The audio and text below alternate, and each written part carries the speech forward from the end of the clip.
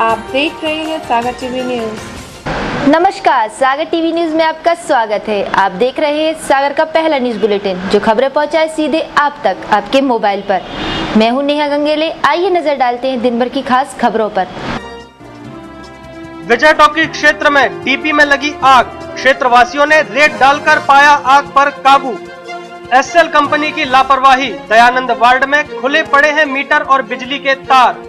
Civil line चौराहे पर शहीद कालीचरण की नई प्रतिमा स्थापित, जल्द ही होगा अनावरण। ब्राह्मण समाज की बैठक संपन्न, परशुराम जयंती पर निकाली जाएगी भव्य शोभा यात्रा। सफाई अभियान में लापरवाही बरतने के आरोप में 6 कर्मचारी निलंबित, 2 कर्मचारियों को मिला बर्खास्तगी का नोटिस। डफरिन अस्पताल में रात में 4 बदमाशों ने मचाया उत्पात। बीना में आग से झुलसे पति पत्नी, चिमनी जलाते वक्त हुआ हादसा। कोरम के अभाव में केशरवानी समाज की बैठक स्थगित, अब 18 मई को गैड़ाजी धर्मशाला में होगी बैठक। इंदौर में पत्रकारों के साथ हुई पिटाई की संभागीय प्रेस क्लब ने की निंदा। और गौर गोविंद मंदिर में भागवत कथा के 6वें दिन सुनाया गया महारास प्रसंग। अब खबरें विस्तार से। रविवार को विजय टॉकीज स्थित मड़िया माता मंदिर के पास विद्युत डीपी में अचानक आग लग गई, जिसके बाद क्षेत्रवासियों ने रेत की मदद से आग पर काबू पाया। रविवार को विजय टॉकीज स्थित मड़िया माता मंदिर के पास विद्युत डीपी में अचानक शॉर्ट सर्किट होने से आग लग गई, जिसके बाद क्षेत्र में हड़कंप मच गया।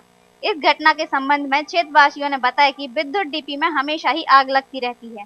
क्षेत्रवासियों ने मांग की है कि इस डीपी को यहां से हटाया जाए। वो अभी सुधार के गए, वो फिर आग ही लग गई। कहाँ से बुझाया गया? बजरी से बुझाई, बजरी से हम। गौरतलब है कि एसएल विद्युत कंपनी द्वारा हाई पावर वोल्टेज देने से कई क्षेत्रों की डीपी और खंभों में शॉर्ट सर्किट होने की घटनाएं सामने आई हैं। इसका खामियाजा शहर की जनता को भुगतना पड़ता है। अभी हाल ही में एसएल कंपनी की लापरवाही की वजह से एक लाइनमैन को अपनी जान गंवानी पड़ी थी, लेकिन इस हादसे के बाद भी एसएल ने शायद कोई सबक नहीं लिया है, तभी तो जगह जगह मीटर और तार खुले पड़े हुए हैं। वैसे तो एसएल कंपनी को शहर में आकर 1.5 साल से ऊपर का वक्त हो गया है, लेकिन अभी तक एसएल कंपनी व्यवस्थित तरीके से काम शुरू नहीं कर पाई है। शहर में लगातार होती अघोषित विद्युत कटौती खुद इसकी कहानी बयां करती है। एसएल कंपनी शहर में हर जगह मीटर बदलवा रही है। महर्षि दयानंद वार्ड में भी मीटर बदले गए हैं, जिसका ठेका आदित्य कुमार बोहरे के पास है, लेकिन ये मीटर खुले छोड़ दिए गए हैं। इनके ऊपर लगने वाला सुरक्षा बॉक्स भी नहीं लगाया गया है। मीटर के साथ जुड़े बिजली के तार भी यूं ही खुले छोड़ दिए गए हैं। इस संबंध में एक वार्डवासी ने बताया, ये लाइट मीटर बदलने के लिए आए हैं एसएल कंपनी वाले, तो इनसे अपन ने बोला किस बात के लिए बदले जा रहे हैं, बोला पूरे शहर में बदले जा रहे हैं और ये कंप्लीट लाइन में तार मार डाल रहे हैं। तो ये 5 दिन पहले हमारे यहाँ आए तो मीटर में निकाल मकूल के ऐसे ही खुला छोड़ कर चले गए। तो डायरेक्ट लाइन खंभा से चालू है, कहीं टेप भी चिपका है, कहीं टेप भी नहीं चिपका है।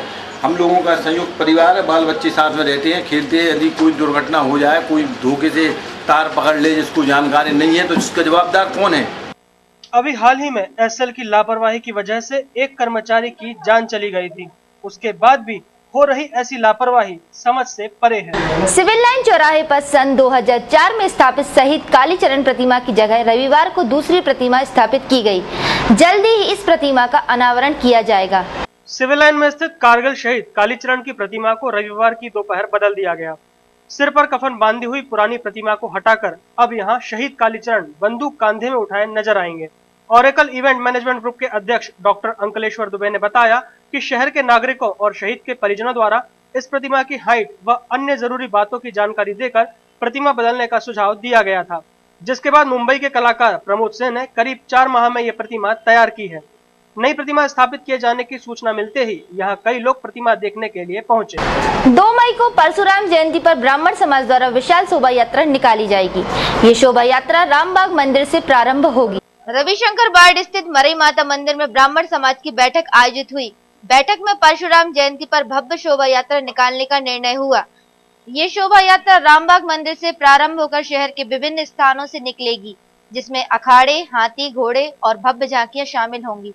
श्री भगवान परशुराम की जो जन्मोत्सव है उसको 2 मई को धूमधाम से मनाने के लिए शहर के सभी विप्रजनों की बैठक हर वार्ड में आयोजित क्रमशः हो रही है।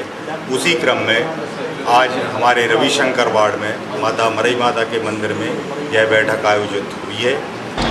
नगर निगम के सफाई अभियान में कर्मचारियों द्वारा लापरवाही सामने आई है, जिसके बाद निगम आयुक्त ने 6 कर्मचारियों को निलंबित और 2 को बर्खास्तगी का नोटिस दिया है।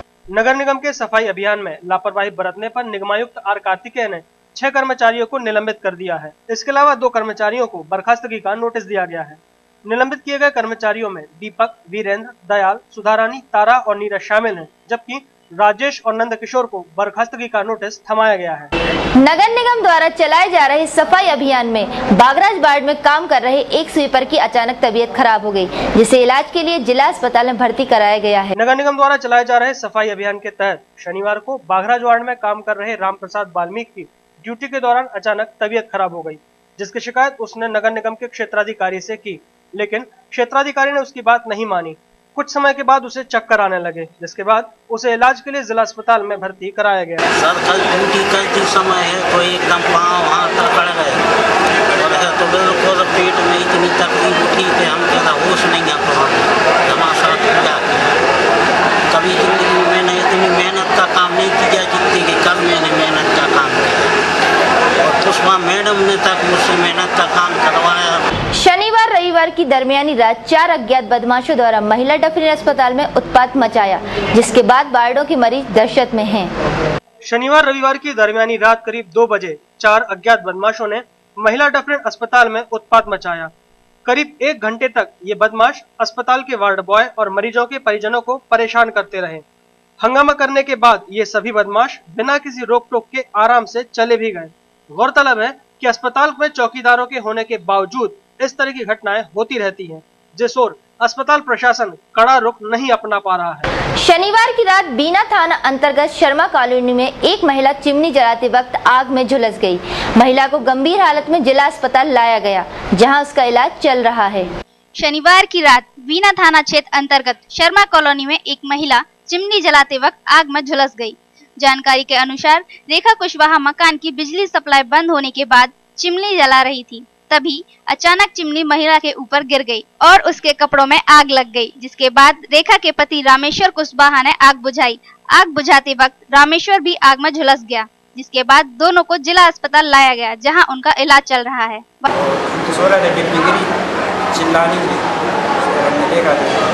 लाइट चली गई, लाइट नहीं है, फिर हम तो सो रहे थे, टीवी चलाई, सो गई टीवी गिरी और चिल्ला नहीं सो पंडी पट के पानी डाल।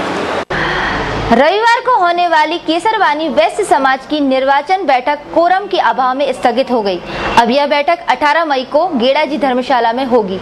रविवार को होने वाली केशरवानी वैश्य समाज की निर्वाचन बैठक कोरम के अभाव में स्थगित हो गई।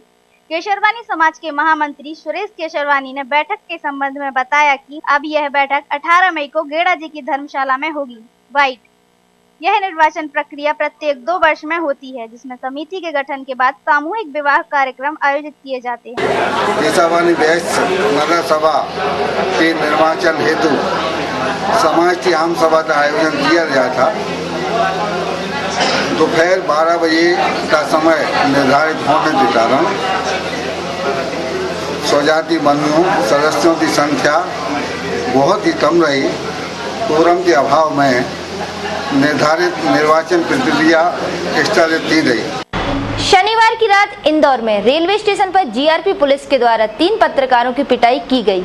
घटना की संभागीय प्रेस क्लब ने निंदा की है। संभागीय प्रेस क्लब के अध्यक्ष स्वदेश तिवारी ने कहा है कि पत्रकारों के साथ हुई पिटाई की घटना बेहद शर्मनाक है और ऐसी घटनाएं नहीं होनी चाहिए। मीडिया की स्वतंत्रता को बाधित करने के लगातार प्रयास प्रशासन और पुलिस द्वारा किए जा रहे हैं और इंदौर में पुलिस प्रशासन ने जिस तरह से मीडिया कर्मियों पर हमला किया वह हर दृष्टि से निंदनीय है और इस मामले में राज्य शासन को कठोर कार्रवाई करना चाहिए।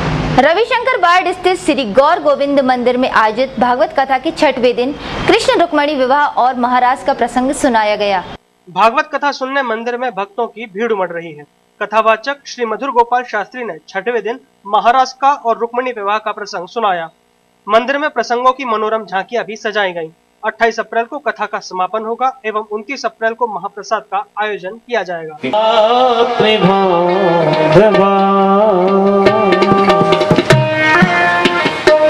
इसी के साथ सागर टीवी न्यूज का यह अंक यहीं समाप्त होता है। मुझे दीजिए इजाजत। नमस्कार।